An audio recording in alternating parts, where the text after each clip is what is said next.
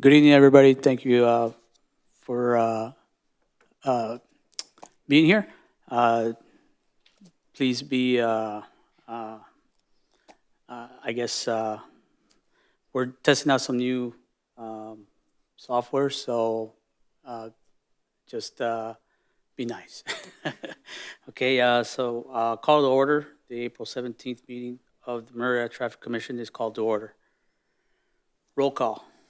With Madam Administrative Assistant Santos, call roll for determination of a quorum, please. Commissioner Gallardo, Present. Commissioner Limon-Giannis, Present.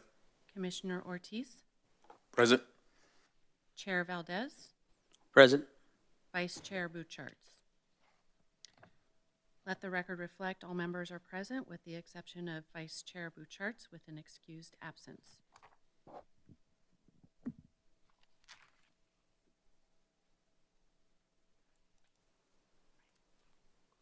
Okay, we'll do the Pledge of Allegiance. Commissioner Ortiz, could you lead us? Have everyone rise, please. I pledge allegiance to the flag of the United States of America and to the republic for which it stands, one nation, under God, indivisible, with liberty and justice for all. Take your seats.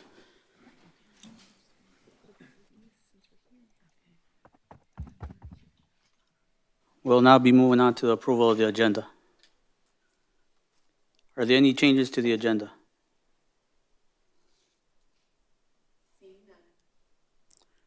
Can I have a motion to approve the agenda? I motion to approve the agenda. It's Commissioner Limon-Giannis.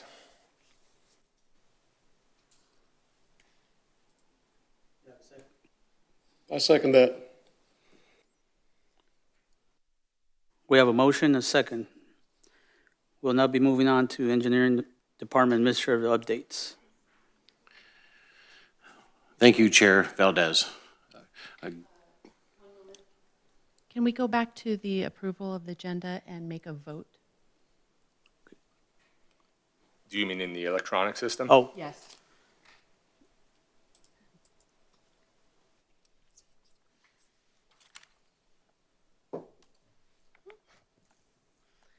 Okay. One moment here.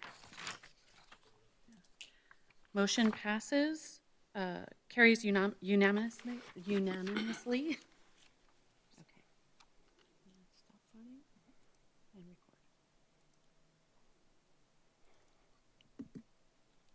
Okay. I assume it's back to me. Okay. Good evening, Commissioners. As part of our administrative update, I would like to give a warm welcome to Mr. Ortiz, who recently was appointed to the Traffic Commission. Thank you for being part of the Traffic Commission. Staff and the residents of Murrieta appreciate your service to the community. I would also like to recognize at this time and thank Mr. Powers for his time served as the previous commissioner. As far as CIP updates and exciting news going on, I'd like to talk about just a handful of projects that staff is actively working on. The first is a new traffic signal installation at the intersection of Washington Avenue and Weeping Willow. We anticipate construction to be completed probably in the next 3 to 4 months. We're just waiting on the equipment.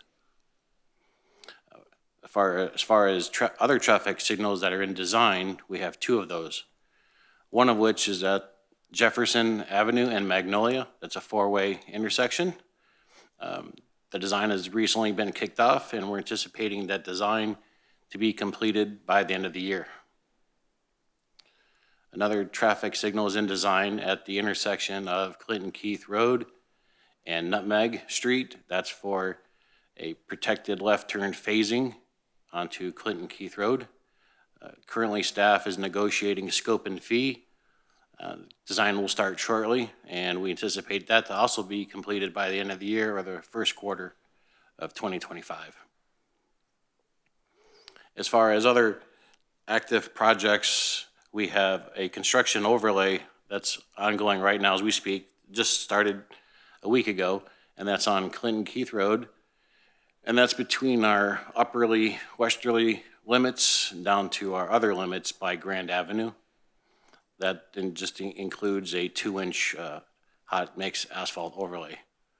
We're also doing a minor rehabilitation and overlay on Dade Street near Murrieta, just a 700-foot stretch that needs some work and improvements there.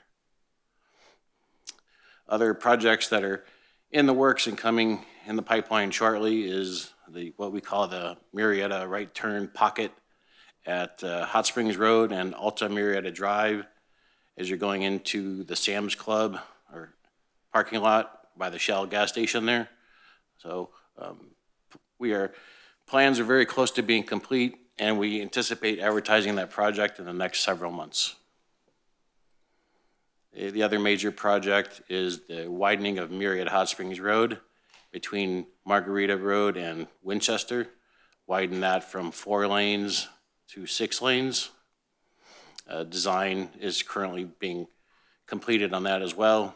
We've secured most of the right-of-way, the easements that we need to construct the roadway. We only have one outstanding issue where we need a temporary construction easement. And we're working on some other minor details with the utility companies to get everything buttoned up. I think that concludes my CIP updates, and with that, that concludes my brief presentation. Thanks. Thank you. We'll now be moving on to public comments.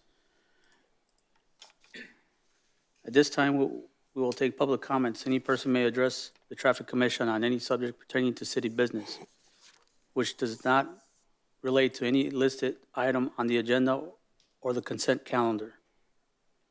Normally, no action may be considered or taken by the Traffic Commission on any matter not listed on the agenda. Speakers are limited to 3 minutes. Madam Administrative Assistant, are there any other members of the public requesting to speak? We do not have any non-agenda public comments. Thank you, Madam Administrative Assistant. We're now moving on to the consent calendar approval. Items on the consent calendar are considered routine and may be enacted by one motion and vote. There will be no discussion on these items unless specific items are removed from the consent calendar for separate motions. Are there any requests from the commissioners to pull this consent calendar item for discussion or abstaining from voting at this time? Done. Madam Administrative Assistant, are there any members of the public requesting to speak on this consent calendar item? We do not have any public comments. Can I have a motion to approve the consent calendar in a second? I move to approve. I'll second. We have a motion and a second. Please vote.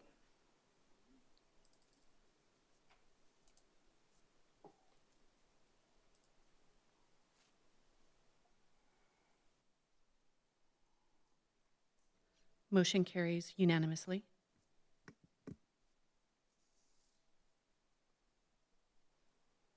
Okay, discussion items. Adams Avenue striping changes.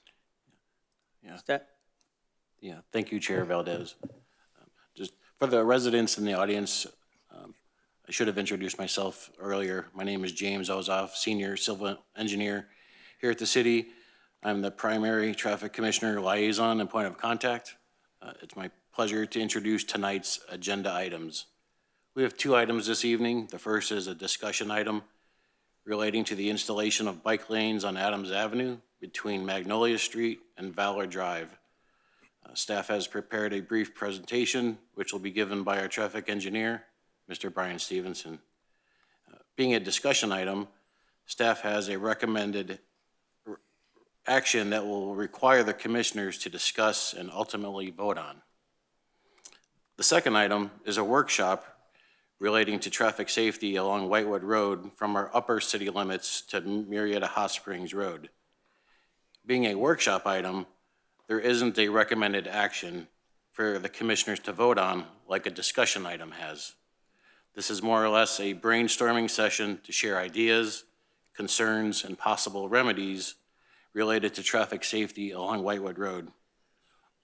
This presentation will be given by Mr. Brian Stevenson in conjunction with one of our traffic sergeants, Mr. Steve Wooden. We encourage a healthy discussion and look forward to your feedback. With that said, I will now turn it over to Mr. Brian Stevenson. Thanks, James. Good evening, Chair and Commissioners. Brian Stevenson, the Contract City Traffic Engineer. This first item is the Adams Avenue striping of bicycle lanes. This was brought to staff's attention through a resident request that lives along this stretch of Adams Avenue. They requested that the city install bike lanes on Adams Avenue between Magnolia Street and Valor Drive so that they could have a separate bike lane from the vehicles. Some background info on this stretch of Adams Avenue. It's classified on the city's general plan as a collector street with one lane in each direction today. There's an always stop at the intersection of Magnolia to the north on the northern limits and an always stop at Valor Drive in the southern limits. The road's posted at 25 miles an hour. There's currently no bike lanes on this road, and vehicles are allowed to park on both sides of the street, and all of the homes along this side of the street on the east side. There's no homes fronting on the west side. The homes on the east side all have garages, driveways, and parking. The city's council-approved general plan circulation element identifies Class 2 bike lanes on Adams Avenue along this segment that we're discussing. This is the Trails and Bikeways map that's part of the circulation element of the general plan.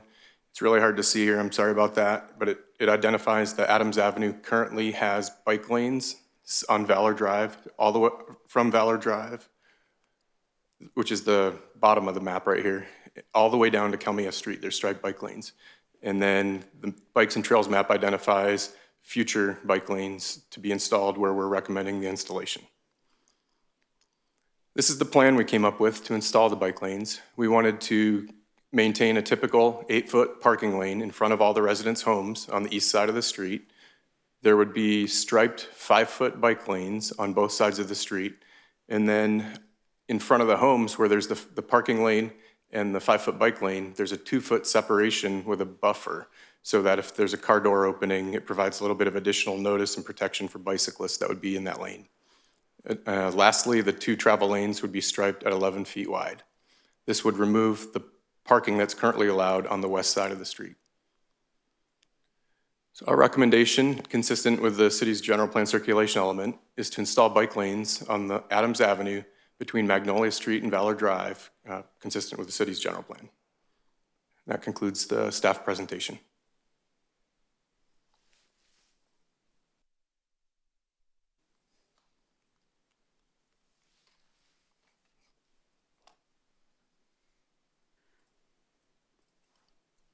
Madam Administrative Assistant, are there any public comments regarding this discussion item? Chair, would you like to ask any of the commissioners if they have questions prior to that?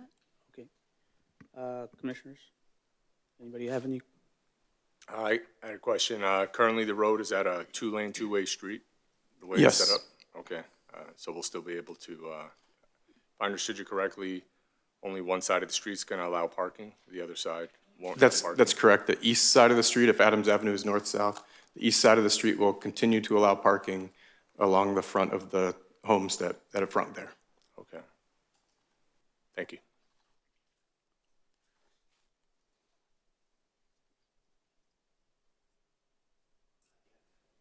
I have a question. Was there a study done as far as traffic patterns and all that before this plan was developed? There was no additional study on top of the city's general plan circulation element that was prepared years ago that identified this as a roadway that would ultimately have striped Class 2 bike lanes. Okay, thank you.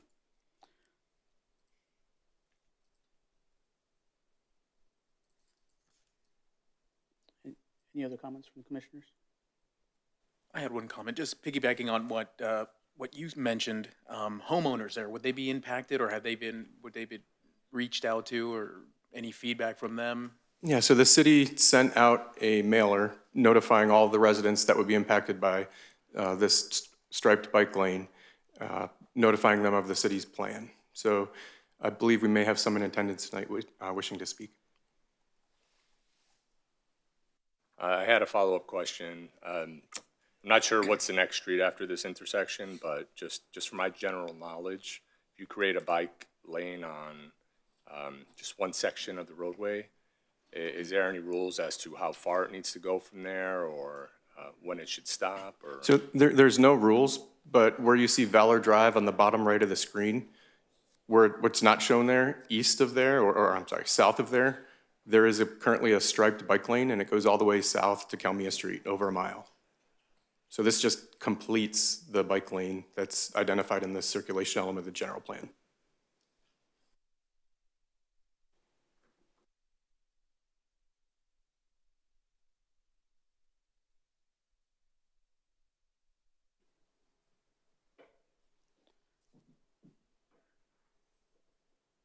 Madam Administrative Assistant, is there any public comments regarding this discussion item?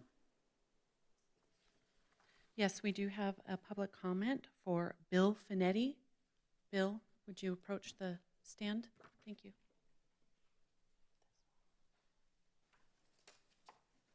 Gentlemen, good evening.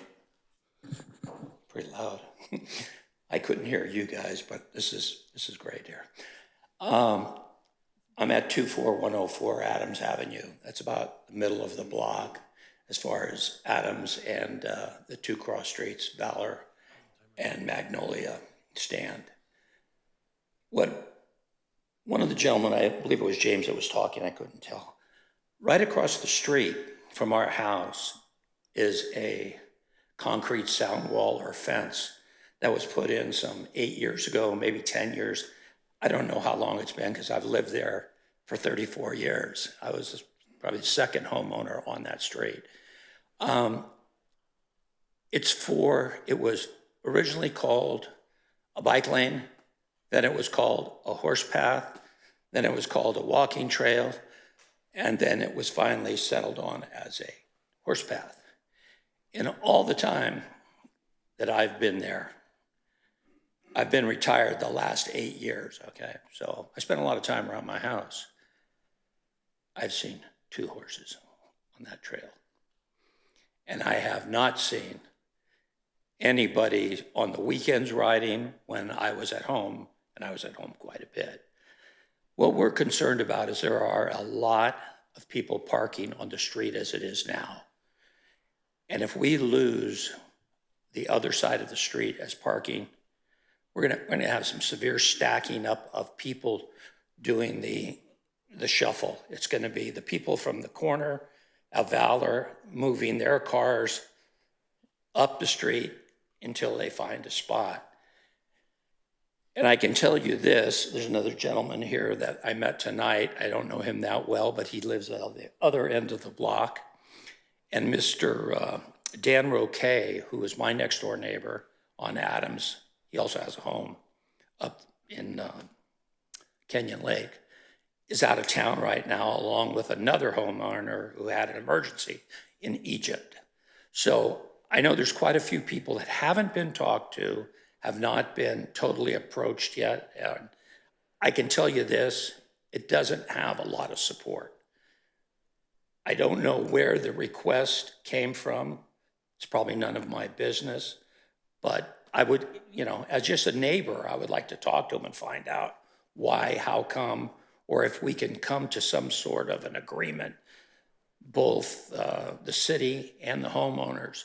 Because if we can't, we're going to start looking at things like how much value our house is going to go down because we don't have enough parking to park cars. We're going to have to talk to the people that assess our tax base. There's going to be a lot of different things that are going to affect this whole deal. Our street is fairly narrow. According to James, they measured it all out, and allegedly fits. There was an email switched between Dan Roquet and Mr. Stevenson that said, is there any other places like ours in Murrieta set up like that? And Mr. Stevenson said, Hunter. That name comes from Hunter Street. I don't know if you gentlemen know where it's at. I looked it up on Google. Hunter Street is 3 lanes wide. It has 2 curbs on both sides of the street. Lane in one direction, lane in the other direction with a center middle lane. So you could turn left or right into your driveway or not. I think if we get it so tight on that street, everybody pushing in, trying to get parking spots, people turning into their driveways, it's going to be crazy. And I don't want to have to be calling our good friends in blue over there that take care of our town because somebody's been hit by a car or somebody's door's been taken off. You get where I'm going with this. This is not, it's like the Indy 500 on certain days anyway in there. There's a few people that come from around the corner and they are flying. People that have, I think they're car enthusiasts or mechanics, and they have Mercedes with turbochargers on them. They come down that road and they are moving. So gentlemen, before you make any decisions on votes or anything, I would wait until you get a little bit more feedback from the rest of the block. Mr. Roquet will be back next week, and then I'm not sure about Sam. This gentleman here is not in favor of the bike lanes. So that's pretty much it without getting into a whole bunch more depth. Thank you. Any questions? No. Questions? Thank you for your comments. Thank you. Thank you.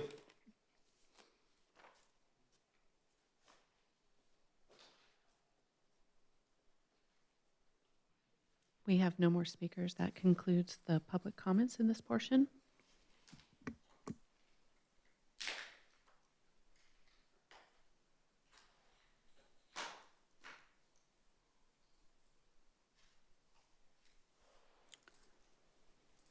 Okay, fellow commissioners, there's the discussion. Can I have a motion and a second? If you please use your computers to do a motion and a second. If I may, do we have time for some follow-up questions after Mr. Finetti's Yes, of commentary? course. If Of I said it course. right? I'm just looking at the map again based on Mr. Finetti's comments, and just so I can better understand the area, it looks like the side of the road where there's going to be no more parking allowed. I guess there's a wall right there at the end of that subdivision where they are allowed to park, correct? At the moment. I see Yes, some today they're allowed to vehicles park there. There's no driveways in that stretch of the road on the west side of the street. Okay. And then as far as the bike lane is concerned, I'm not sure what kind of research y'all have done as far as if a bike lane were not to be put there. Do you see any safety issues with folks continuing to ride their bikes along that side of the road the way it is?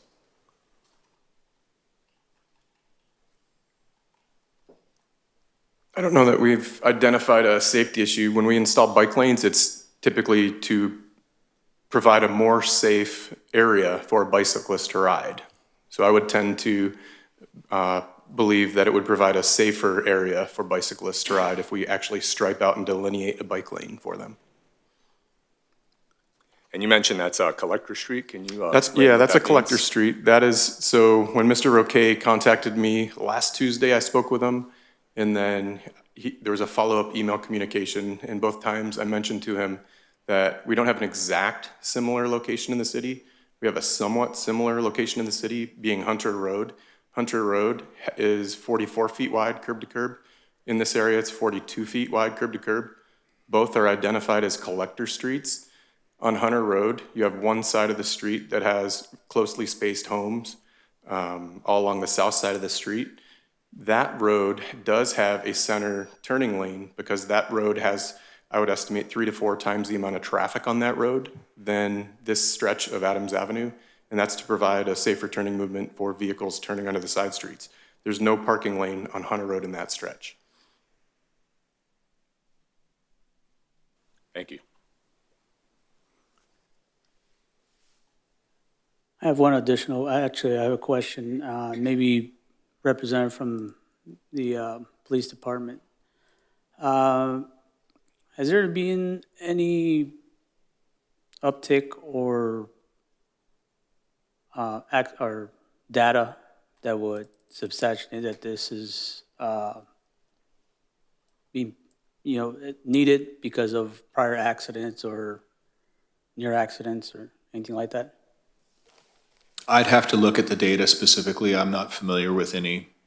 There's been no fatal traffic collisions involving bicycles on that strip of road that I'm aware of.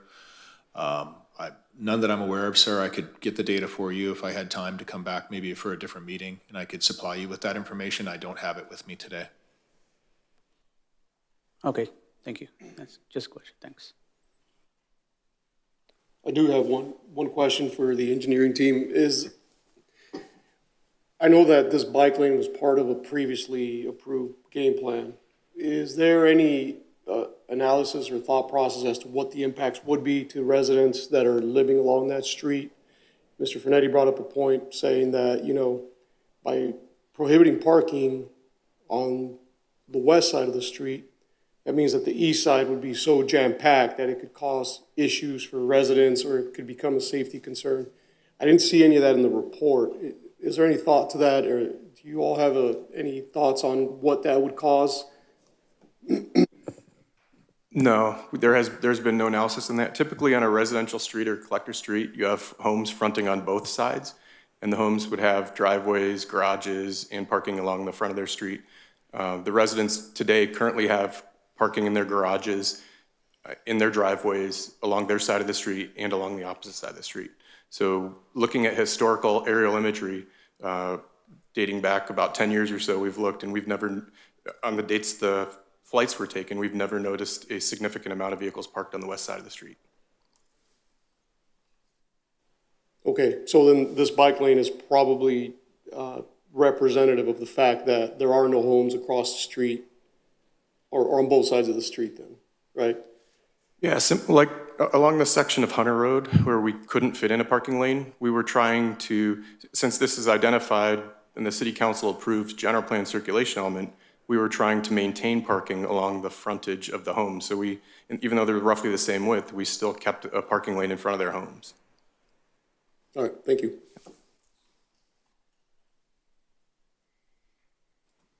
One other question. So from the aerial views that I see, streets before this stretch of Adams, is there any reason why the bike lane stopped there? It looks like they stopped at Valor Drive, and the intersection of Valor Drive and Adams, and then it just, for that last block, it didn't go through. What was the reasoning behind that? I'm not aware of the history. I don't recall. Okay. That's all I got. Councilman, that whole area, as of 10 years ago, switched a bunch. There used to be open properties. That's all I can tell you. That's why that side of the street has the horse path.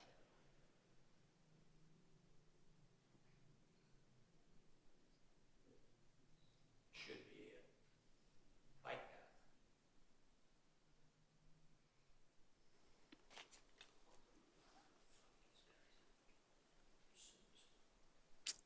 Okay, Madam Administrative Assistant, any other comments? Did you already say no? Okay.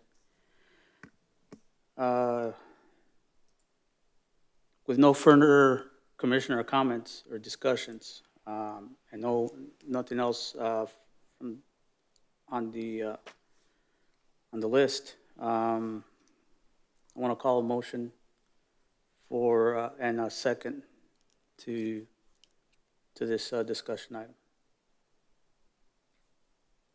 Go ahead and use your, Are you calling for a motion to approve this item or to approve or disapprove how. the actual project, the bike lane? Yes. Is that what it is? Okay. So call a motion to approve or disapprove. If you're making a motion, we'd like you to reiterate staff's recommendation with that motion. Okay, so can I have a motion that would be in line with the staff's recommendation?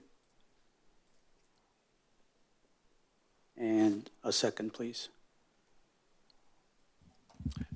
Chair, my name is Jeff Hedge, city engineer.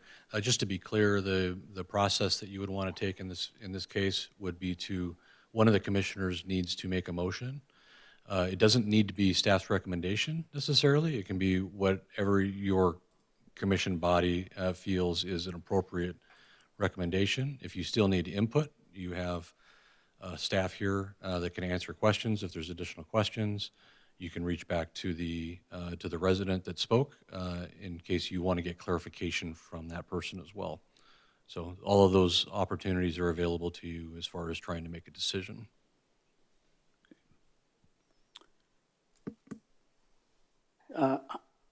On that, so if I understand that there's residents that are out for various reasons, emergencies and such not. I didn't have an opportunity to speak tonight, so what would you recommend for that? It would be, you could, if the commissioners decided, it would be at your discretion if you wanted to postpone making a motion based on staff's recommendation. You could defer that motion to another time if you wanted to. It's at your discretion. To a follow-up meeting? Yes, you have that option. I'll make a motion to disapprove the measure. Can I have a second? And use your buttons on there?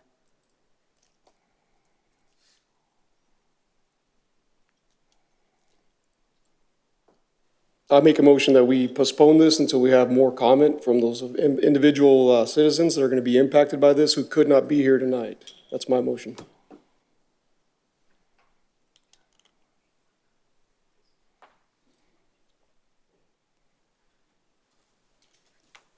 I also second that motion to postpone this meeting until we get further information. Postpone this discussion. So I have a motion to postpone, to give the opportunity for the other residents to speak and give their concerns. Do I have a second?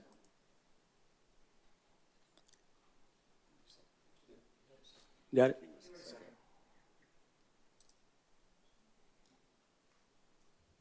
We have a motion and a second. Thank you.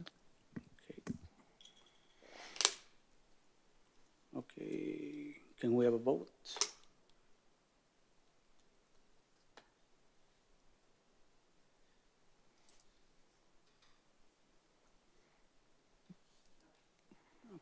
Thank you.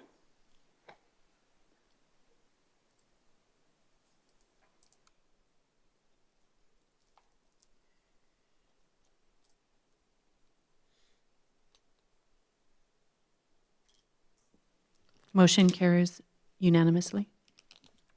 Okay, thank you. So we'll basically table this for a follow-up meeting to give those residents an ample time to voice their concerns and follow up on this. Thank you. Thank you. Okay, workshops. Take it away. Next item. Go ahead. Renee, Ms. Santos is working on getting the presentation up, I think. This item is to discuss the existing conditions along Whitewood Road and just describe current, oh, could you please put up the other one?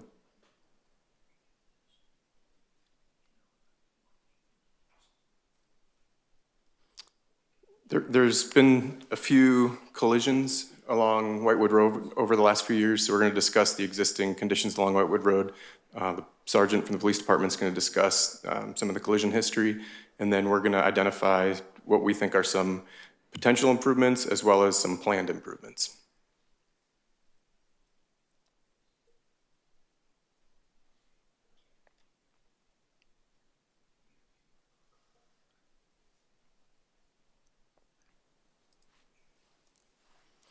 Okay, thank you. Go ahead. So this is an overview. The blue line you see here is the city limits of Murrieta, and the green line is Whitewood Road from the northern city limits down to Murrieta Hot Springs Road. And that stretch of Whitewood Road is 6.64 miles. So we're gonna go through some slides. And these slides go from top to bottom, so from the city limits down. So for the existing conditions, if you look at the left of your screen, that top of the left is an image of Whitewood Road down to Keller Road. And then as you go to the right, there's a match line, starts at the top as Keller Road, then goes down and to the right again. So just, if you can follow. Whitewood Road is currently posted at 45 miles an hour from the city limits all the way down to Los Alamos Road. South of Los Alamos Road, it's posted at 40 miles an hour down to Murrieta Hot Springs Road. And then south of Murrieta Hot Springs Road, with our last speed ordinance update, we posted at 30 miles an hour south of Murrieta Hot Springs Road. These are a little small to identify, but in the left clip, you see a red circle. That is a current always stop that we have at the intersection of Poinsettia Street. Going south of that, we have a traffic signal at Keller Road. I got a question. Sure.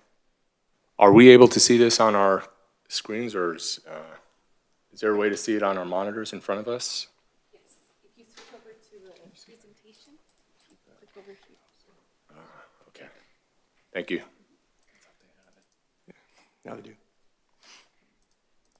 I'm seeing if Mr. Ozoff can get me the mouse too to help lead you along here.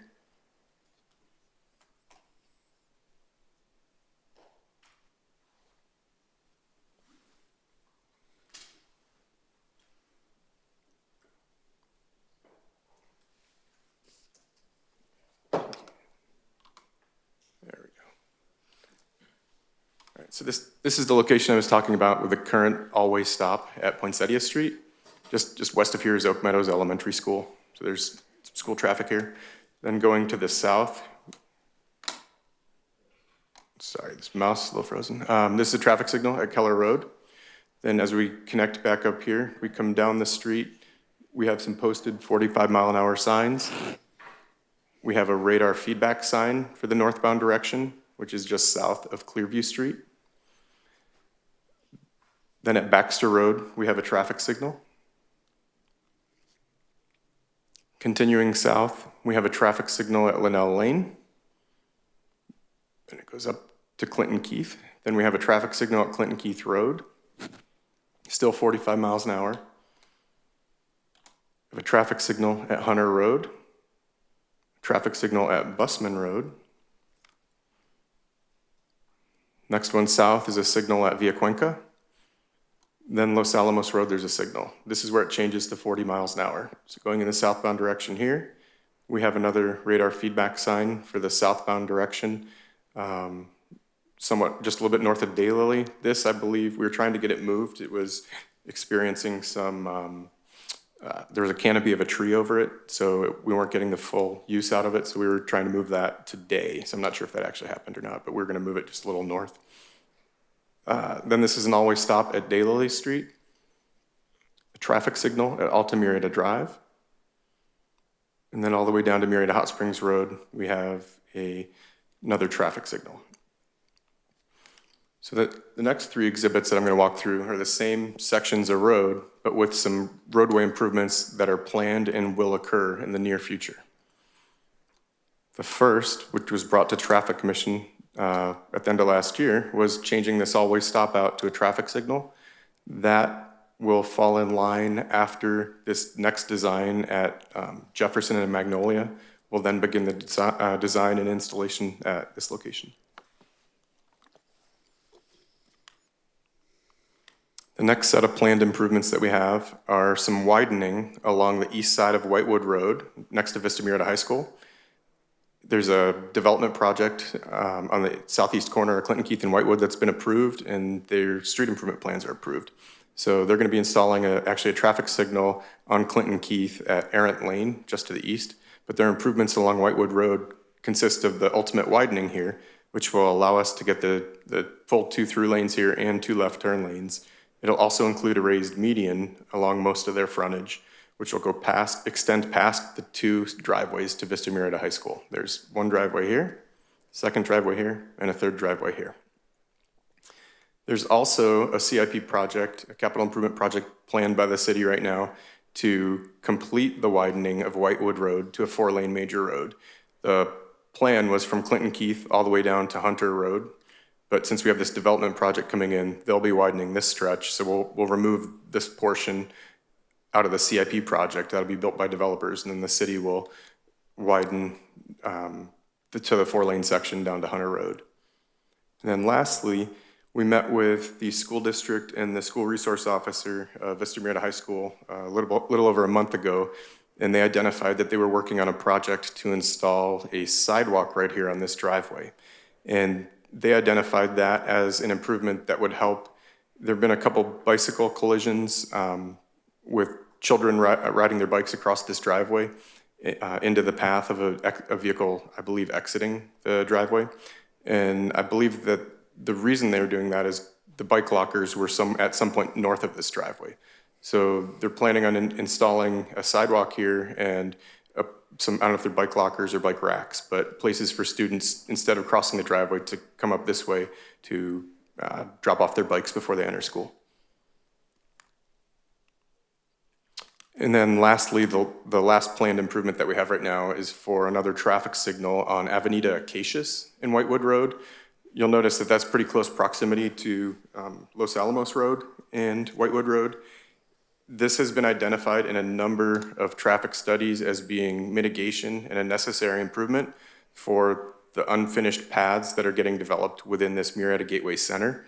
As they come in, this signal at Murrieta Gateway and Los Alamos Road has a high amount of traffic, and there needs to be another way in and out. So they identified this as being a good location for a traffic signal.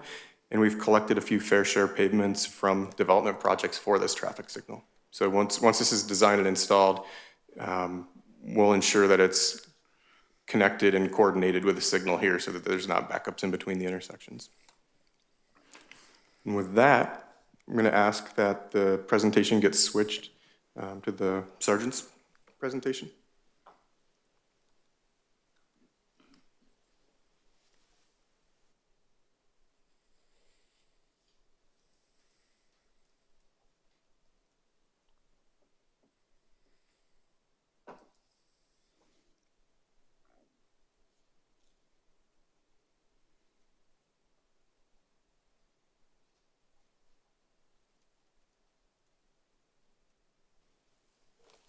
Good evening, Commission. My name is Steve Whidden. I'm the sergeant in charge of the Traffic Bureau for the Murrieta Police Department. I've met some of you. Welcome, Commissioner Ortiz. Tonight I'm going to give you a lot of data in a short amount of time, and at the end I welcome any questions that you might have. I was asked by Chief Conrad recently to do a data analysis of traffic collisions that occurred on Whitewood and to give that some comparison to other roads in the city to help with enforcement concerns that we might have and try to minimize traffic accidents.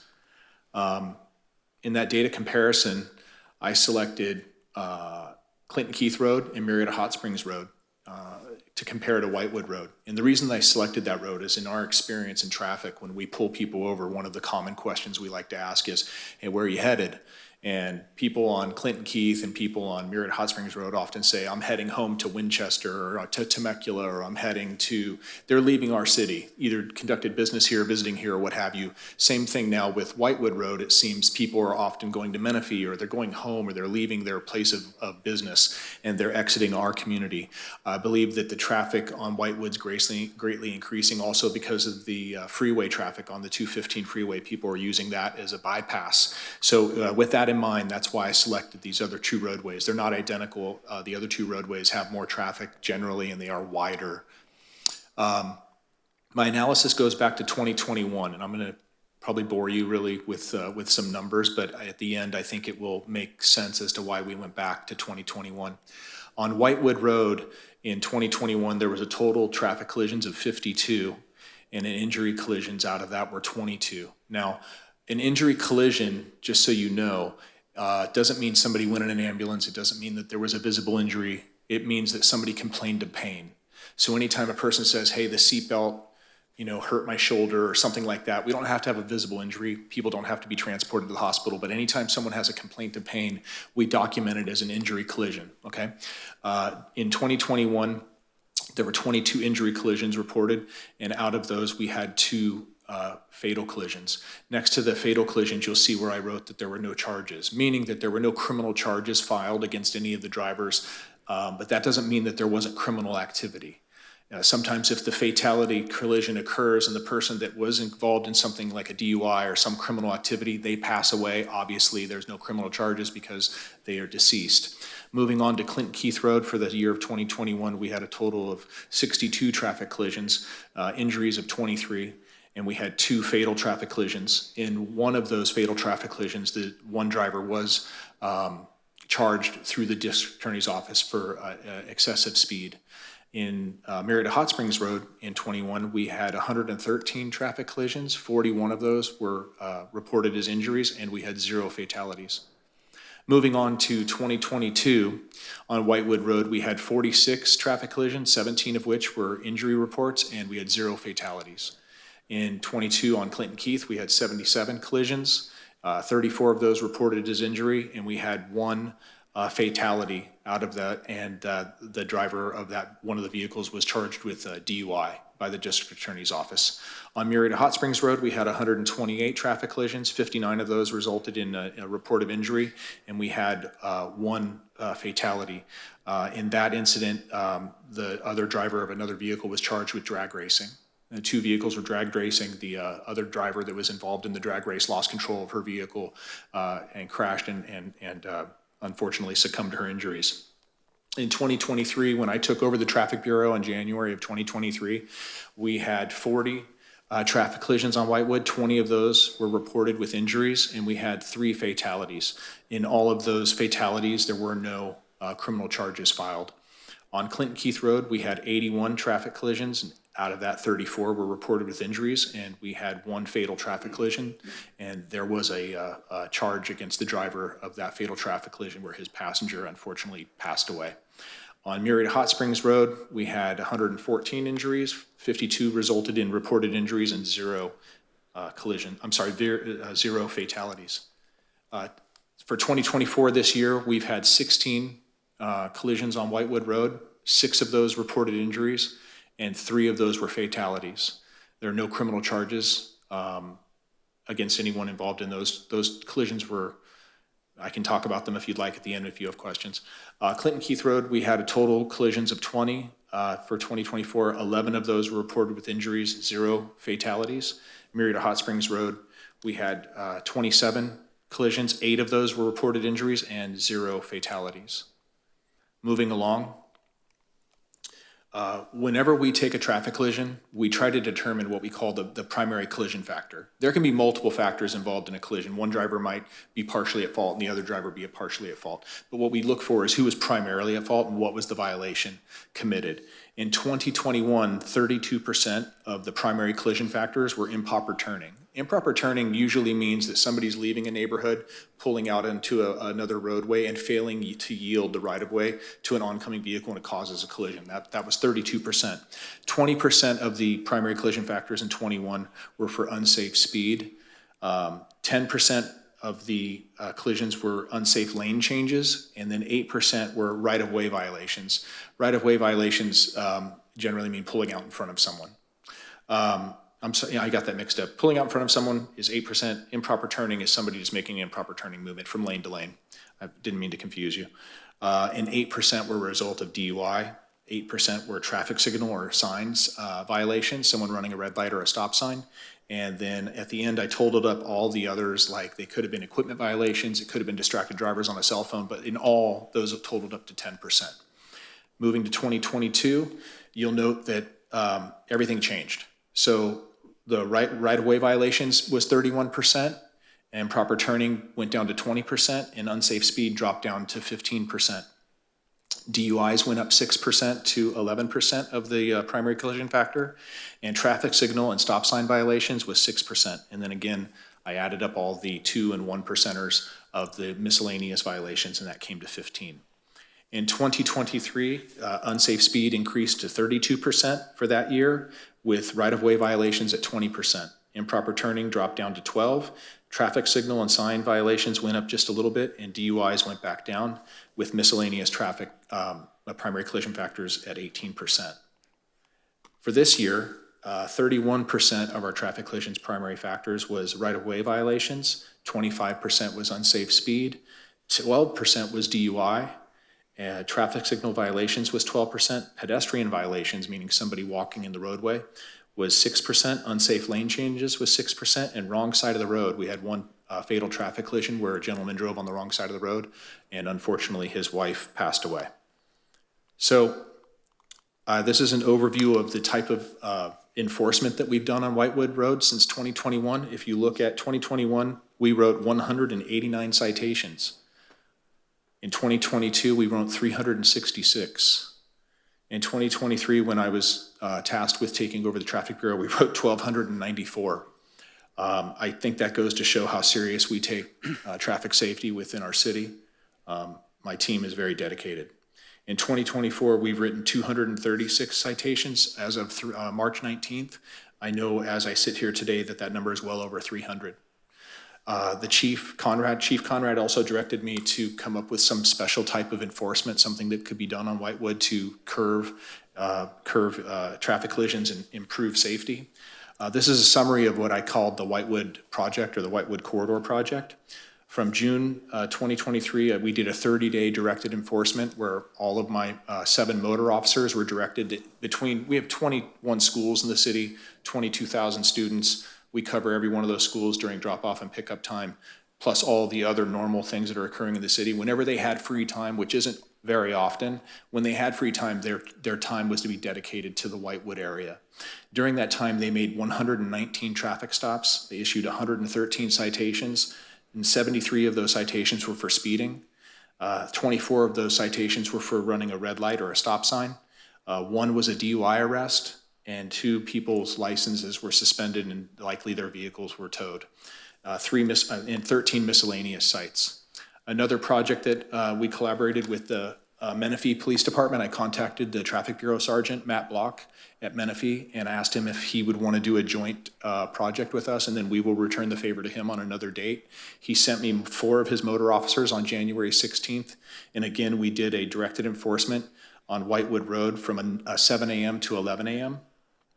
During that time, the team made 103 traffic stops in 4 hours, and they issued 91 citations. I wanted to say that at the end of this analysis, I was hoping that I would be able to say, this is the problem on Whitewood. We have this intersection, we have this primary collision factor, there's something that we can address directly. Unfortunately, my analysis, Whitewood Road is 6.64 miles long. I can't say that it's one area of Whitewood where there's a problem. It's not this intersection, it's not this curve, it's not a blind curve in the road. I can't say why the fatalities are occurring. I just can say they are occurring, they have occurred. But it's all along the stretch of Whitewood. It's not one specific area, it's not one specific reason, and it's not one specific thing that I can put a finger on and say, this is it, this is where we need to address this issue. I wish I could, but I can't. What I do have is I have a dedicated team. I have a very supportive administrative staff, and we're here to make sure that people are safe when they're traveling through our city. We take traffic safety extremely serious. I mean, the fact that the chief, captain, and my lieutenant are all here tonight demonstrates how much we all are invested in this. I welcome any questions that the commission has.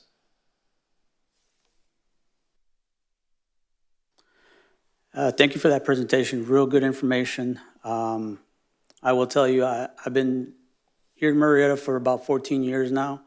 I actually live right next to Whitewood Road up by Keller Road. So I've seen the expansion. I've seen how the city has grown.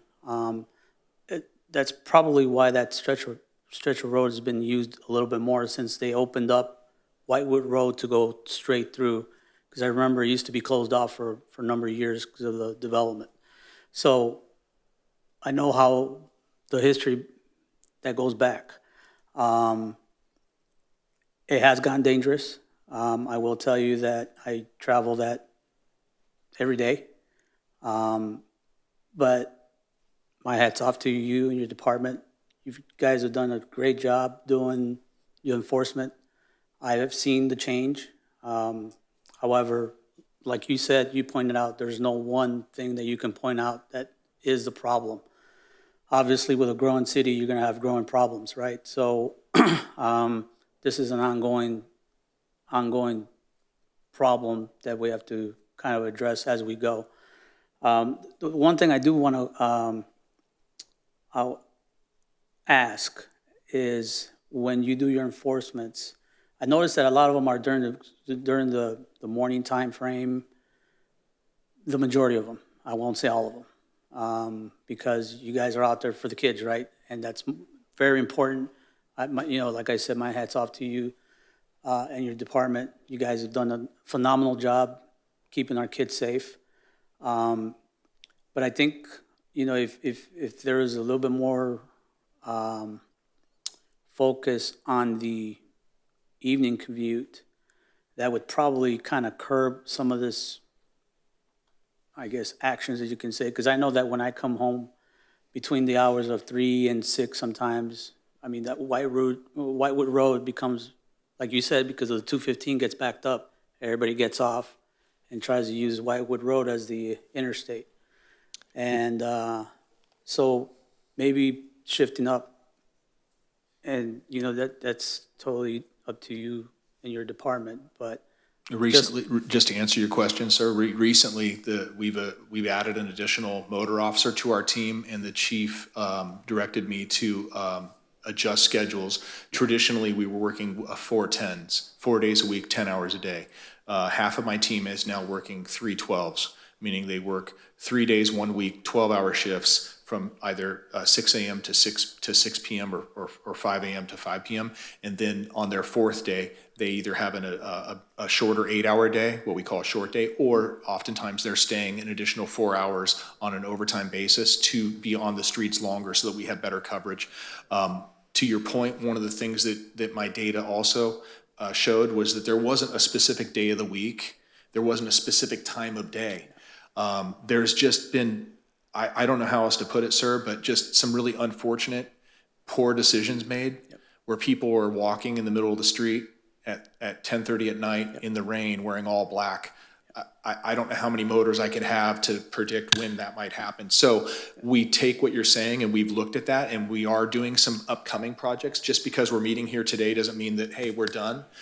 There's other things that are coming this month and next month as far as addressing these concerns. And some of our things are we going to be completely shifting our hours to go into the evening hours and up until the early morning hours, like 2, 3 in the morning, my whole team, so that we can hopefully continue to curb whatever's going on. Yeah, and like I said, you guys are doing a phenomenal job. I know you guys are doing what you need to do to adjust. As I stated, growing city, growing problems, and we have to adapt to it, right? So the question, and you had kind of answered my question, is what you're doing as far as what future projects and how you're gonna change your operations. And I know that those are constantly changing, so thank you for that. It's unfortunate that we have a lot of fatalities. Like I said, that stretch from Keller Road to Clinton Keith has had, what, two fatalities in the last 5 months, maybe? There's been three. Three. Yeah, Yeah, so you're right. one of Three. them was a gentleman I just mentioned that Yep. was walking in the middle of the night in the road. We spoke to his family. He had some problems. Yep. Personal problems that he was dealing with that I won't get into that are, but there was, that was no one could see him. Yep. The other fatal traffic collision was unfortunately a senior gentleman that drove on the wrong side of the road for an extended period of time while people were trying to chase him down and stop him on a Sunday morning very early on his way to church, and unfortunately he went head on into another vehicle. That's very unpredictable. The third person that passed away this year on Whitewood, or in the entire city, a solo vehicle traffic collision, no skid marks, either fell asleep or that we're still waiting on toxicology reports and went into a tree. Yep. Speed was not a factor. It was just, we Unfortunate. don't know why. We don't know if it was an intention. We have his, cell phone, but unfortunately he passed away. But in those three examples I just shared, which were our most recent, and they were very like back to back. I think that's why we're all here tonight. I don't know. I couldn't predict that in a million years why those things happened that way, and why on the same street. To answer your question. Yep, no, thank you. Thank you for that, and I appreciate the presentation, very informative. Like I said, I've been here for 14 years, and I've seen that stretch of road completely change in the last at least 5 years. So thank you for that. That's all I got. Anybody else? I do have one question. Sergeant, thank you very much. Very informative. From an engineering perspective, is there any, visual narrowing that could change the dynamic? That's on that road? that's the third part of the presentation. Oh, He's going to go all back. right, Thank you for the lead-in. I will stop. and That was a wait. great lead-in. That was perfect. You must have, cue the lead. This is a workshop, so we could go back and forth, and you can ask questions whenever you would like. There is one more potential option section. We've been brainstorming on ways to try to help alleviate some of this, because there is no observed pattern. Usually when there's a pattern, it's easily identifiable what improvement needs to occur.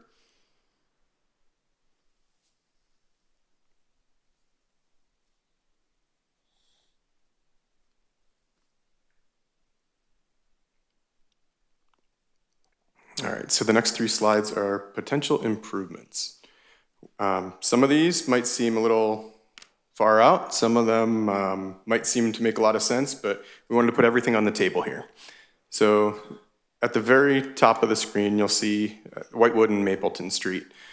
We thought this might be a good opportunity to install a roundabout there. Roundabouts slow traffic. We have a wide section of road there where we believe we could fit one in. We haven't done any design. I mean, these are just ideas right now. But we've gotten requests at a number of intersections along Whitewood Road that currently do not have traffic signals, that residents want traffic signals or want always stops. As a refresher, to install a traffic signal or an always stop, there's warrants that have to be met that the state outlines, and they're contained in the California Manual on Uniform Traffic Control Devices, the MUTCD. Our last traffic commission meeting, I believe, where we analyzed both these intersections, Poinsettia and Mapleton, and the warrants were met at Poinsettia, but not Mapleton. So we're thinking maybe this is a good location for a roundabout to slow people down, to help assist pedestrians get across the road here. Moving south a little bit more, Hellbore Street, this is one of the locations where there was a fatality. After that occurred at this intersection, we met out with the traffic investigator, identified what occurred, and then measured the sight distance at that to ensure, or to verify if the sight distance was met per the city's standards. And we identified that the sight distance was met at this intersection. So what could we do on top of the standard design to maybe prevent another accident at this location? And what we thought of is, well, if we installed a raised median here, to prevent people from traveling straight across from Musso Lane on the east side of Whitewood and Hellbore on the west. So you can install a raised median that would still allow right in, right out from Whitewood and back onto Whitewood, lefts into the side street, but no lefts out of the side street or no throughs across the side street. We also thought that might be a good idea in the future at Meadowlark Lane, where we had another one of the fatal collisions. And a blow up of that is in this little exhibit. I know it's really hard to see in this exhibit. It's a long stretch of road. If we made it larger, then we'd have 30 slides. But this is what it would potentially look like. And this is a good area to install something like this because the left turn lanes here are 14 feet wide. Our minimum width for a left turn lane in the city is 10 feet. So we could, within this existing width, we could install a raised median that could prevent something like that from occurring again. The downside of that, the residents that live on either side of the street may not want it, and we've heard of this before, because now it increases their drive time. So if somebody wanted to come out of the side street and make a left, now they have to make a right, travel up to Keller Road, make a U-turn, and then travel back down south. So we had it for those two locations. We did not have any additional ones here other than the city CIP project. I do, after this next slide, I do have a bulleted list of improvements that could potentially be installed along here, but there's no specific spot. In terms of when the city CIP project goes in here, we would consider installing a raised median along the center. We don't always install a raised median if it doesn't need to control a movement from the side street. A lot of this area right in here is open space, but there is an area on the north, on this corner of Hunter Road right here, that the city's considering a sports park, or a soccer complex, or a sports park. If that goes in, then there could potentially be a driveway or some sort of a crossing there. So if that occurred, we would want to install a raised median to prevent any unsafe movements. Another reason a median might be beneficial along here, even if it's not controlling driveways, is to install landscaping to help assist with the city's climate action plan. Next slide. Our last identified potential improvement that it's not currently in the books to the capital improvement program, but we will need to do this at some point, is to widen the west side of Whitewood Road between Alta Murrieta Drive and Via Temprano to the south. The reason for that is a few years ago, the city was awarded a Safe Routes to School grant to install sidewalk on that side of the street for the students. The city installed the sidewalk, but we needed another 4 feet of right-of-way to get the 4-lane section of Whitewood Road there. So right now, you'll notice along a good stretch of Whitewood Road in this area, we have 2 southbound lanes and 1 northbound lane. And the reason for that is because this stretch right here doesn't allow us to have the bike lane either side of the road, center turning lane, and 2 lanes on both sides. My last slide here is just some brainstorming for some potential improvements. The city has completed a local road safety program, an LRSP, which analyzed collision history throughout the city. And it came up with a list of recommended improvements throughout the city that could alleviate or improve any collision history. There were no specific improvements in terms of widening or any construction improvements identified along Whitewood Road. There were no observed patterns. So what was identified there was installing additional radar feedback signs all along Whitewood Road. So that's a potential improvement that we could do should we identify as a project and come up with the funding. Red light cameras. We had those in the city years ago, and then the public vote, there was a ballot measure, they voted to remove them, and the red light cameras were removed. And there may be a benefit to restarting that conversation. Does the city have attitudes and opinions changed in the city for red light cameras? Would we like to reinstall those in the city to help provide some additional assistance to the police department for enforcement, and to notify the public that if they're running the light, they'll get a ticket? Speed enforcement cameras. Governor Newsom approved a bill at the end of last year to, I believe it's a pilot program to install speed enforcement cameras at 6 locations in California. And those locations are the city of Los Angeles, San Jose, Oakland, Glendale, Long Beach, and the city and county of San Francisco. So I'm not sure if they've actually installed them yet or about to, but they will be installing them to issue citations to anyone that's going over a set speed limit there. They currently exist in Arizona, and they have for years, and now we're trying it out in California. Should that become beneficial for these agencies, then I imagine more agencies throughout the state will be using them. Another potential improvement, you heard Sergeant Whidden, they got a new motor that's performing additional radar enforcement. As you saw by the statistics, the 1,200 citations last year, they're certainly out there and in full force. And you know, it's a money thing, but I mean, additional enforcement could provide an additional person out there maybe. Street lighting, we don't currently have street lighting at all locations along Whitewood Road. Where the city built Whitewood Road north of Clinton Keith and then up to Keller Road, those were capital improvement projects. The city took those on to build those because the city identified that we needed those roads sooner than later, couldn't wait for private development to come in and do it. So when that happens, the city usually builds the ultimate width and pavement, and then when the private development comes in, they'll do their fair share of that. They'll put in the sidewalks, the street lighting, and any maybe medians or landscape medians. It's a money thing, so could that be beneficial now if we installed street lighting along Whitewood Road or sidewalks we have identified here too? Sure, it just, there's a cost, and that's not a current project for the city. And lastly, for the potential improvement, in the MUTCD identifies the procedure to set speed limits that are enforceable in California. In the last update to the MUTCD that came out in March, it was implemented prior to that, but the last MUTCD came out in March. There's a procedure that allows an agency to identify safety corridors throughout the city. We're still looking into that to see how we can implement that, but what we would need to do is we need to analyze the collision history throughout the entire city, which we now, I believe, have most of that data in the LRSP, identify if there's any locations in the city that we need to identify as safety corridors, and that could allow us to reduce the speed limit by an additional 5 miles an hour. So what that would do for Whitewood, if Whitewood were identified as a safety corridor, is where it's 45, it could go down to 40. But we would have to do the radar survey first.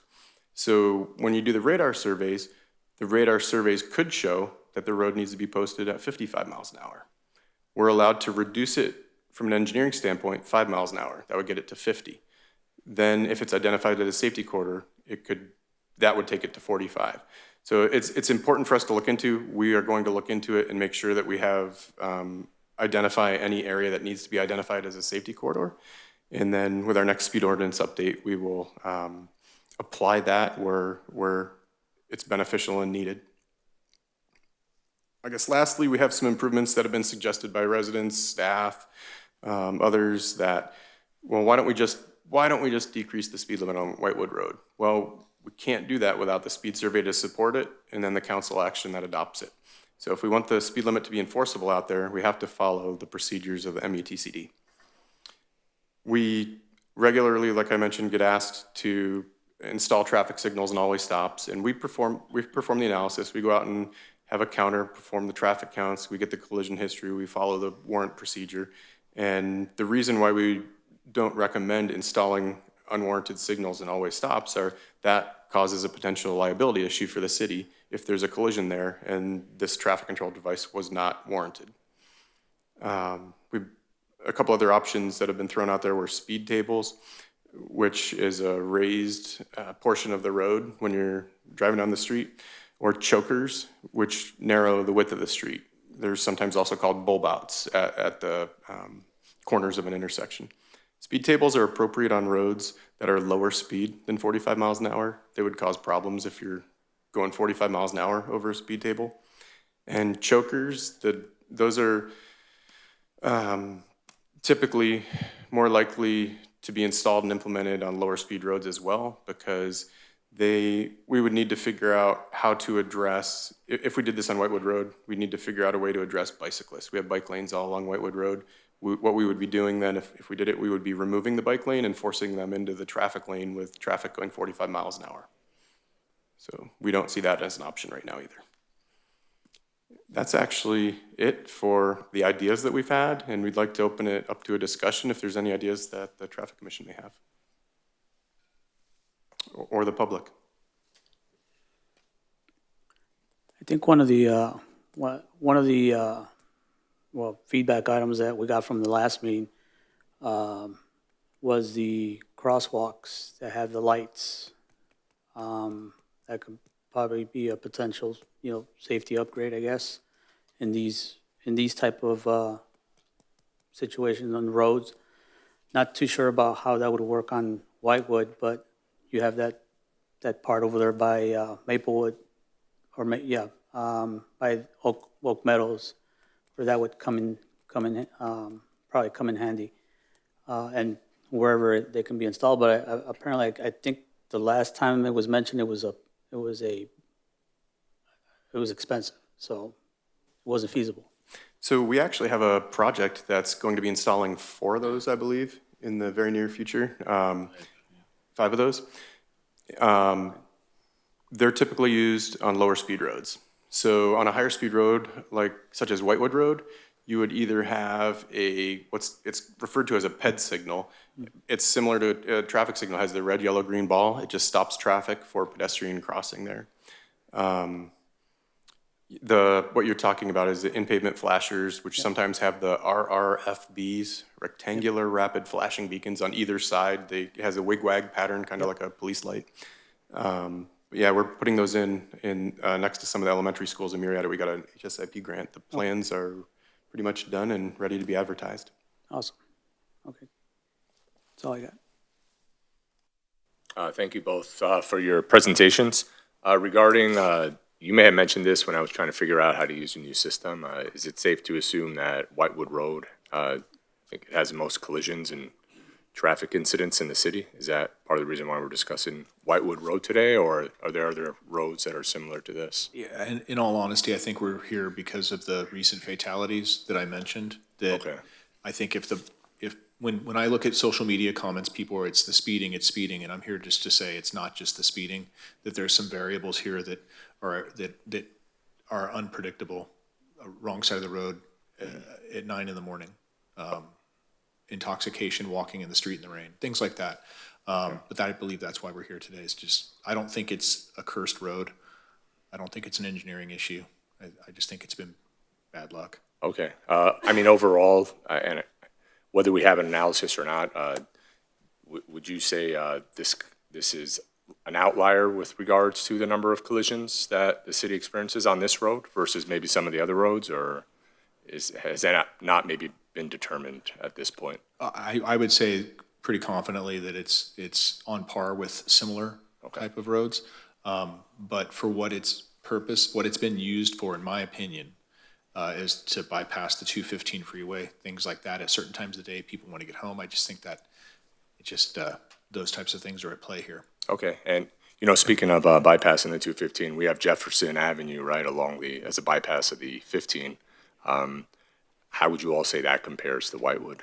They don't get us out of the city. If you're on Jefferson and you're going northbound, you don't really get out of town. You go up to Grizzly Ridge and you're stuck, so people aren't going to go north. If you're going south, you're going to get to the mall traffic in that area, and that can be just as congested as the freeway. So I think that's one of the reasons Jefferson's not quite the epidemic. If you go back years ago, we would be here talking about Clinton Keith. If you go back a few years before that, we'd be talking about Cal Oaks. I don't know why that is, gentlemen, but there's just times where there's just a rash of collisions and fatalities and tragedies that occur in certain areas, but I can't say that it's a problem on Whitewood based on Whitewood or other factors. Okay. And we noticed, of course, between 2022 and 2023, there was a large jump. I think it was like over 300% of citations. Would you say that was due to a change in enforcement more so versus change in driving patterns, or? 100% it was directed because of the enforcement efforts that we were making. When the public outcry is, hey, what's going on? Well, we're going to show them that we're out there, that, people call, we come. So with the concerns, we wanted just to be extremely high visibility. And it's scientifically, statistically proven that if somebody's driving and sees somebody pulled over by the police getting a ticket or getting a warning, that they change their driving behavior and habits for, a certain time after that. For a certain distance, they do slow down. So we wanted to have high visibility, high impact, to address the outcry of people on social media and calls for service that have been coming into the dispatch center. And we're going to respond, and that's what we've done. Okay. And I think this is my last question. Since we're talking about proposed ideas, our last meeting was Meadowlark and Whitewood, right, with that intersection. And the suggestion at the end of that was putting in a mobile, I think it was a radar feedback sign. Since we're considering that again here, did we get any results from that, placing that between That's Meadowlark? part of my data analysis that I wish would have given me a real, it's this time of day, it's this hour, it's this is where you need to put your officers. And I didn't get any consistent, other than increased traffic, I didn't get any increase like, oh my gosh, they're drag racing between 1 a.m. and 1:30 on this night. I didn't get that data from that analysis. Thank you. You're welcome. Just gonna make a comment. I think you hit it on the head. If officer presence, I think, is gonna change the hearts and minds of folks that are going on that. So one thing that I love that you guys are doing is working with Menifee and having that collaboration and those relationships. And I know that time's not gonna allow for that to be, to have officers there. But I've always been in favor of having officer presence, and that, folks see your car there and they will slow down a bit. And so that's a great idea, working with other neighboring cities and partnering up with them. And again, if we can return the favor later on, if time allows for your department, then, that'd be a great thing to do for them as well. Yeah, we're just waiting for them to give us a date and time, and we'll return the favor. We'd love to.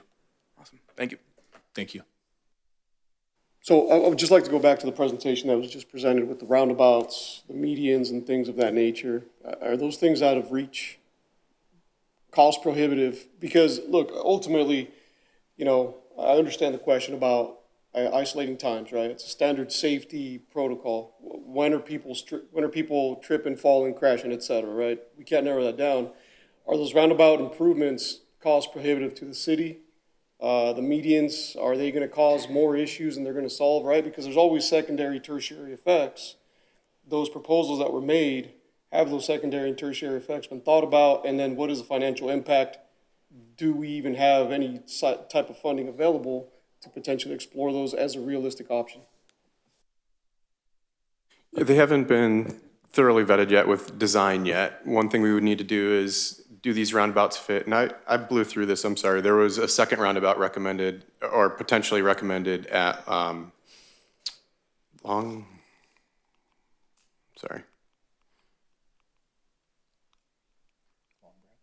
Branch. No, I'm sorry, Triple C Ranch Road.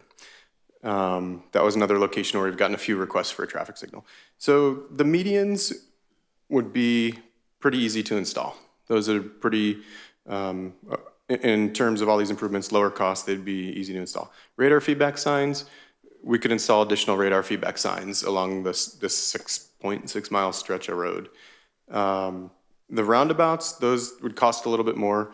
We think that we might have all of the right-of-way that's needed, but to effectively slow people down, you need to slow people down to between 25 and 30 miles an hour maximum through the roundabout. So to do that, you need to have what's called splitter islands at all four approaches to physically force the vehicle to veer to the right a little bit before they go left. And all of that is design costs, construction costs. There would be street lighting costs there, because then we would be directing pedestrians across the street at the pedestrian crossings in the middle of the splitter islands. And there could be additional right-of-way costs potentially for those. Street lighting would be a little bit lower cost if we added street lights along here. Sidewalk, same, there's a cost to that, but we have the right-of-way to do that today.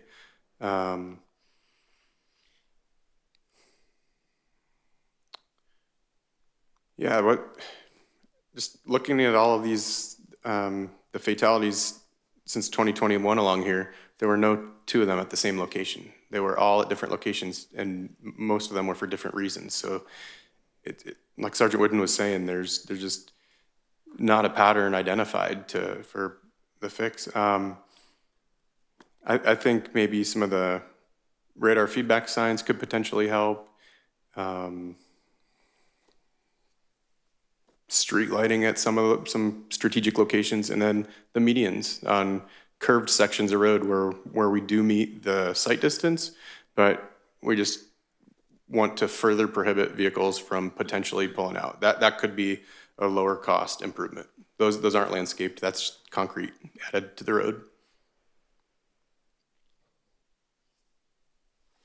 If there had been, as he just spoke about, the medians at Hellborn and Whitewood, that motorcyclist, that young kid would still be alive. That was a tragedy. Same with the next intersection south. If there had been median, I'm just giving my opinion here, that motorcyclist would still be alive. The sight radius is good, but when you have young drivers, young motorcycle operators, young people behind the wheel, I don't know if it's worth inconveniencing people in the neighborhood and then definitely not having that tragedy. I don't know, but that would have prevented those two.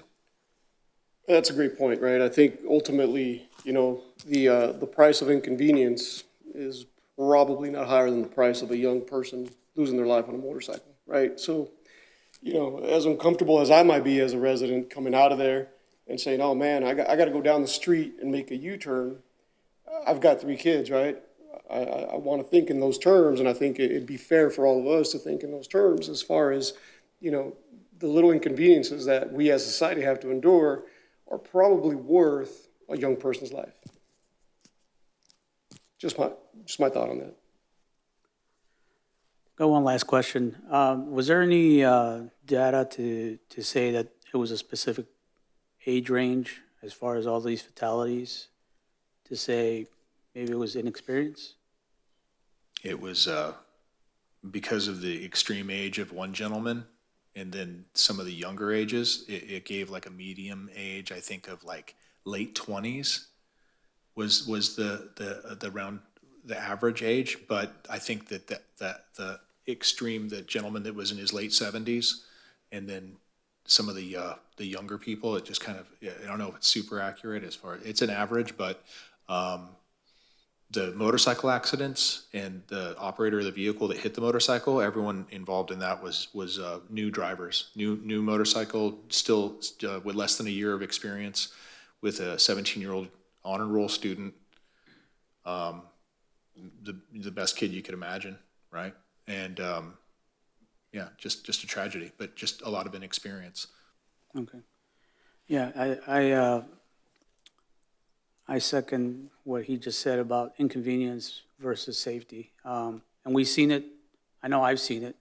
A couple meetings ago, we did the median there at the Costco, right?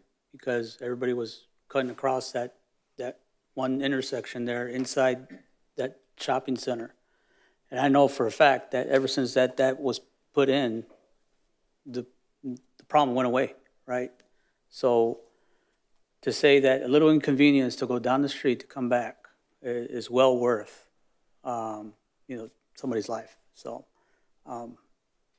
I've seen it firsthand, so I just want to make sure that everybody knows that.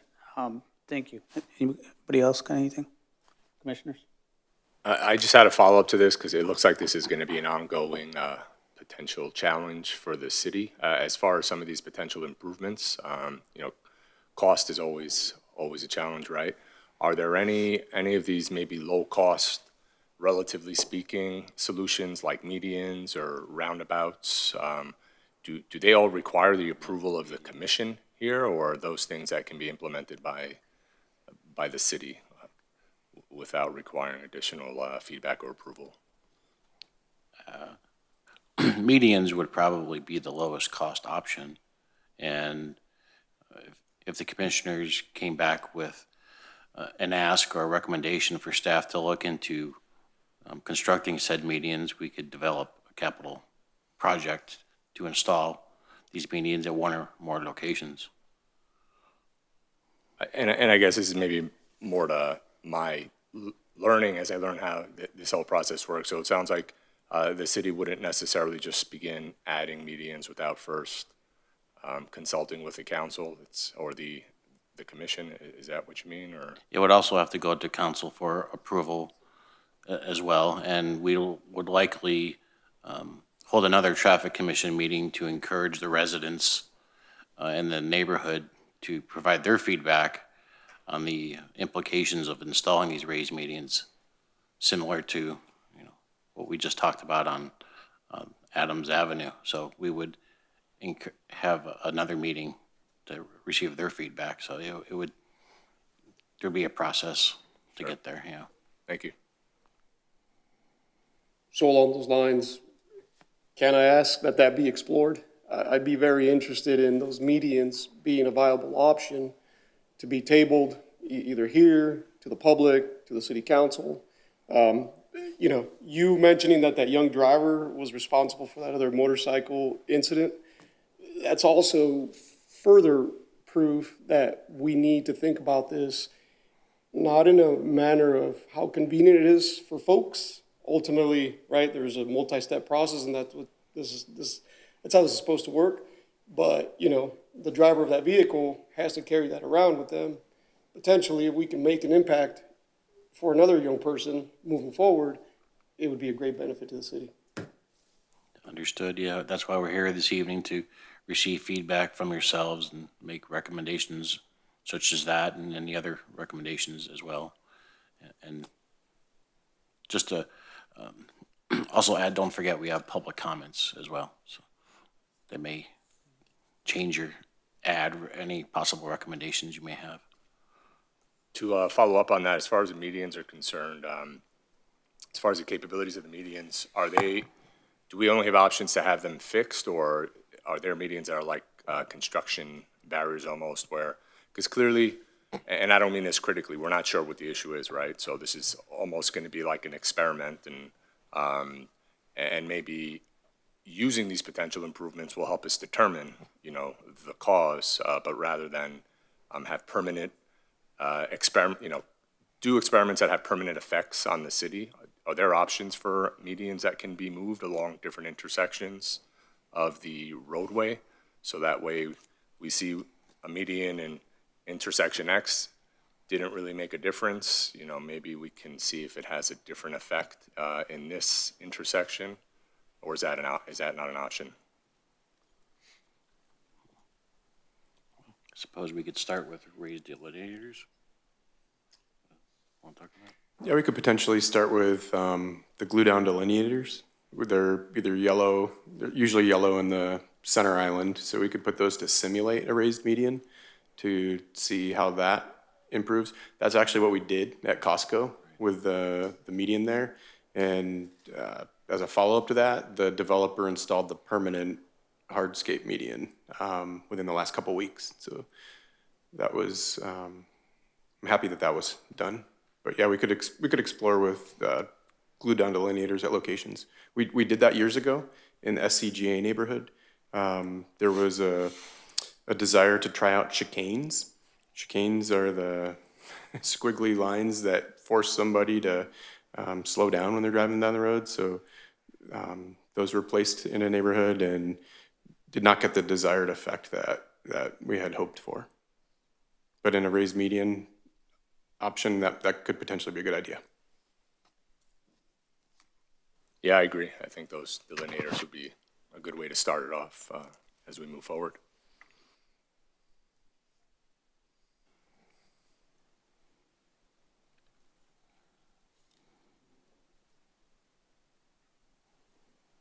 Okay, thank you, staff. For this information item, this was a great presentation. Like I said, I take a personal take on this because I live near Whitewood.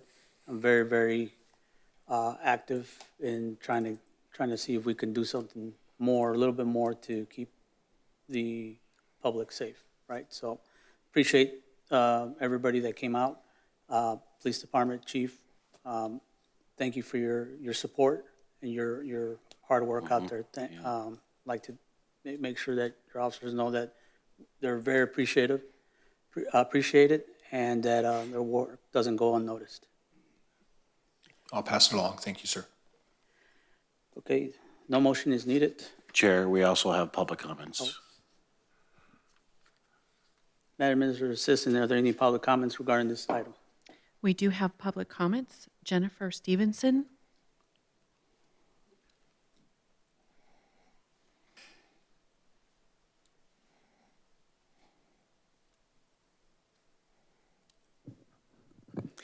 Hello, Commission. Thank you for hearing me today. I'll try to be as concise as possible, but I wanted to draw your attention to a particular portion of Whitewood that's of serious concern to my family, and that's around Vista Murrieta. As you're traveling northbound on Whitewood and going to make a left into the very first entrance into Vista, I've seen multiple hits on some of the students. I've seen 3 kids wiped out on the ground. I've seen 2 traffic collisions, and that's over the course of the last 3 years. And it's because of multiple reasons. One being, while the traffic speed limit is supposed to be 25, while school is in session or students are present, people are still traveling at 45 miles per hour or in excess of that speed limit. On top of it, at that turn, there's a bend in the road, so visibility coming down the road for those that are making a left turn, you don't get to see what's coming until they're 150 feet away. So as they're barreling down the road and you're trying to make a left-hand turn, you have to make the left when you can. But in the morning, you have all the kids traveling up the sidewalk going to the school and crossing the entrance. So one of the recommendations that it sounds like MVUSD is going to implement is the ramp up, preventing the kids from having to cross at that intersection. But all of that combined with the fact that you have a whole bunch of high school new drivers that are entering and exiting that at that entrance. So that's the reason I've seen collisions as well. It's a very serious concern because even I'm aware, I'm a seasoned driver. I have almost hit 2 kids because you don't see them. They're off to your left as you're about to turn left, and you're paying attention to the traffic that's barreling at you.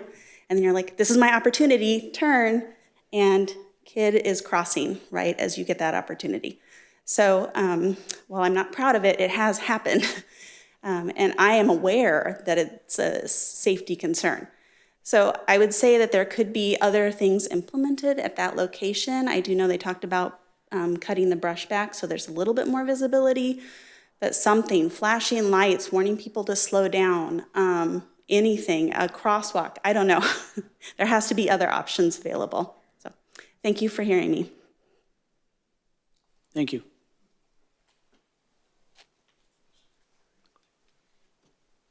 Thank you, Ms. Stephenson. I just wanted to confirm, you said that was Whitewood and Alta Murrieta Drive? No. Or you said Alta Murrieta? No, just south of Clinton Key. Oh, okay. At Vista Murrieta.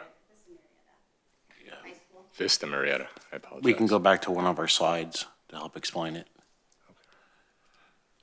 Was that on your presentation? One of the addressed one of the- locations? Okay, so. I think this was one of the improvements that was discussed, wasn't? That's correct. I have spoken with Mrs. Stevenson about this. So this is the location right here, I believe that she's referring to. This is the 3rd driveway south of Clinton Keith Road. This is where the school is going to be putting in the sidewalk to allow students to get their bikes up here.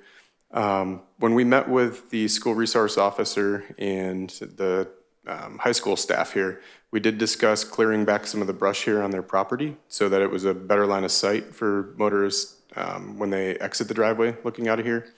We currently have one older flashing beacon on the southbound approach here of Whitewood Road, identifying that it's a 25-mile-an-hour school zone when children are present. We are also in the process of adding a second newer radar feedback sign that will have the flashing beacons for 25 miles an hour. The city signal technician and I went out and took a look, and we're trying to determine a location for placement of it. And then lastly, we just did collect some traffic counts at the driveway here and this stretch of Whitewood Road, and we're currently in the process of doing traffic signal warrant analysis at this location. So we'll be bringing that back at a follow-up meeting. Thank you.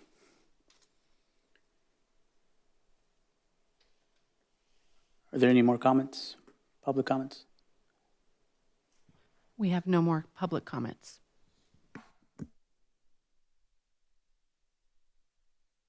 Do we have any more commissioner comments? Okay, again, I want to thank the staff for a great presentation. A lot of information was discussed here. I'm sure there's going to be a lot more follow-up. So I appreciate the hard work, and I'm sure we're going to be discussing this a little bit more. I appreciate it. No motion is needed. Okay, now is the time for any commissioner to provide their comments. We'll start with Sure. Commissioner Ortiz. Just if you will, so this was a workshop. This was here for your benefit as well as the members of the public to get a general understanding of what engineering and PD, our police department, is seeing on a daily basis. Obviously, we've had a lot of fatalities along Whitewood Road. It's concerning to the city. It's clearly concerning to the residents. So this was an avenue for to provide you with education. That's what a workshop is for. If your commission desires for staff to bring this back at a future meeting with recommendations on things to do, you can request that. And just as a reminder, your body is an advisory body to the city council. When you guys do vote on things, those votes are they do mean something. It's not they don't mean something. They don't necessarily. They provide direction to city staff to either implement something. If it's something we can do and afford, then we implement them. If it's something like a roundabout, I know this was alluded to earlier in the meeting, things like roundabouts and whatnot cost substantial amounts of money that require CIP project development, and those things all require city council action to implement. And of course, funding has to be secured for that, and that also requires city council approval. So the direction here I think we're looking for is if you're looking for this to come back at a future meeting, I think staff would appreciate that type of direction. If that's something you guys are interested in, this is just to provide, like I said, information and to seek your input on what types of things you would like us to investigate and bring back for you. Thank you for that. I think we did kind of mention that, but I will formally request that staff bring this back with the follow-up on some of the feedback and recommendations that some of the commissioners brought up, and we can bring it up on a follow-up meeting. That would be very appreciated. We can certainly do that and bring it back either at next month's traffic commission meeting or soon after that. If I can make a request, a more specific one, it would be to request that the city look into where we can put those delineators, in place of medians as far as intersections. So I understand that this isn't necessarily a mandate. This is seems like a lot of it's based on public perception and social media and what's happening. And of course, that's important. We're here to serve the public, and I think the sooner we look like we're, or at least we're attempting to try to figure out the problem.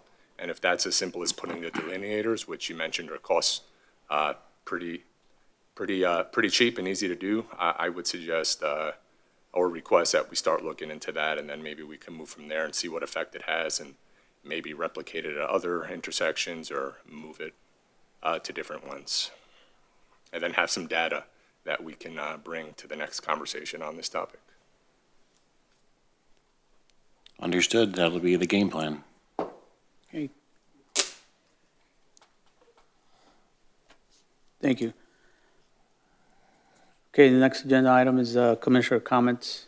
We'll start with Commissioner Ortiz. I have no comments. Same here. Thank you, everybody, for your time. No comments, thank you. Again, I'd like to thank everybody that assisted and presented. Very informative, and thank you for everybody for your support. Appreciate it. Without any further business, this meeting is now adjourned.